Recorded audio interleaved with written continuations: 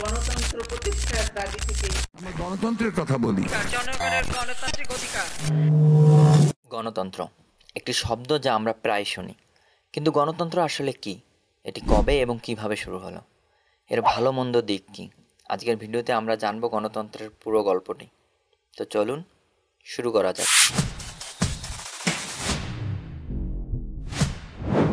গণতন্ত্র মূলত একটি গ্রিক শব্দ, যার অর্থ জনতার শাসন, অর্থাৎ একটি দেশের সকল জনগণ যে পদ্ধতিতে তাদের শাসক নির্ধারণ করবে সেটাই মূলত গণতন্ত্র, কিংবা সেটাকেই গণতান্ত্রিক শাসন পদ্ধতি বলে। 2018 সালে ইকোনমিস্ট ইন্টেলিজেন্স ইউনিট কর্তৃক প্রকাশিত একটি প্রতিবেদনে দেখা যায় যে বিশ্বে 167টি দেশের মধ্যে মাত্র 20টি দেশকে পূর্ণ গণতন্ত্র এবং 57টি দেশকে ত্রুটিপূর্ণ গণতন্ত্র হিসেবে চিহ্নিত করে।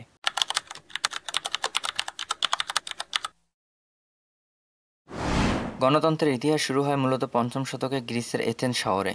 আবার এই শহরকেই বিশ্বের প্রথম গণতান্ত্রিক রাষ্ট্র হিসেবে বিবেচনা করা হয়। তখন জনগণ সরাসরি ভোট দিয়ে মূলত আইন তৈরি করত। পরবর্তীতে ধাপে ধাপে এই আইন তৈরির মাধ্যমেই তৈরি হয় গণতান্ত্রিক শাসন ব্যবস্থা। গণতন্ত্র শাসন ব্যবস্থাটি মূলত কয়েকটি বৈশিষ্ট্যের উপর ভিত্তি করে প্রতিষ্ঠা লাভ করে। তার মধ্যে অন্যতম কয়েকটি হলো জনগণের অধিকার ও স্বাধীনতা নিশ্চিত করা, আইনের শাসন, নির্বাচন ব্যবস্থা, মত প্রকাশের স্বাধীনতা ও রাজনৈতিক সমতা।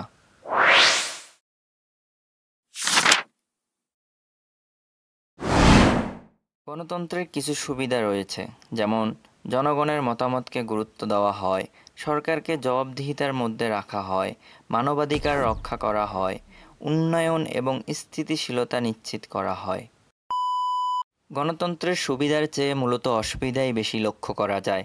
কারো কারো মতে তৃতীয় বিশ্বের দেশগুলোর জন্য গণতন্ত্র একটি অভিশাপ, আবার কারো কারো মতে গণতন্ত্রের মূল সুবিধা ভোগ করে পশ্চিমারা। ইতিহাস ঘাঁটলে দেখা যায় যে গণতান্ত্রিক রাষ্ট্রের দুর্নীতির হার সবচেয়ে বেশি। তাছাড়া একটি গণতান্ত্রিক রাষ্ট্রের বিচার ও সিদ্ধান্ত গ্রহণ করতে অনেক সময় লাগে, যার দরুন অপরাধীরা খুব সহজেই পার পেয়ে যায় এবং দিন দিন অপরাধের হার বাড়তেই থাকে। গণতান্ত্রিক শাসন ব্যবস্থা সম্পর্কে আপনাদের মতামত অবশ্যই কমেন্ট বক্সে জানাবেন। আজকের ভিডিওটা এই পর্যন্তই। ভিডিওটি আপনাদের কেমন লেগেছে অবশ্যই জানাবেন। এতক্ষণ আমাদের সাথে থাকার জন্য আপনাকে ধন্যবাদ।